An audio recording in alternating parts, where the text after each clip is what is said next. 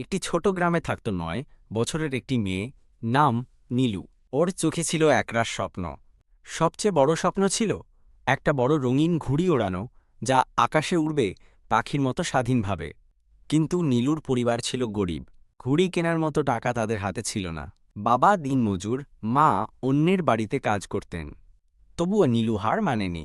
প্রতিদিন স্কুল থেকে ফিরে সে কাগজ কুড়িয়ে আনত, প্লাস্টিক জমাত, আর ধীরে ধীরে নিজের হাতে একটা ঘুড়ি বানাতে শুরু করল। লোকজন হাসাহাসি করত, এই কাগজের ঘুড়ি দিয়ে উড়বে নাকি আকাশ। কিন্তু নীলুর চোখে ছিল আত্মবিশ্বাস।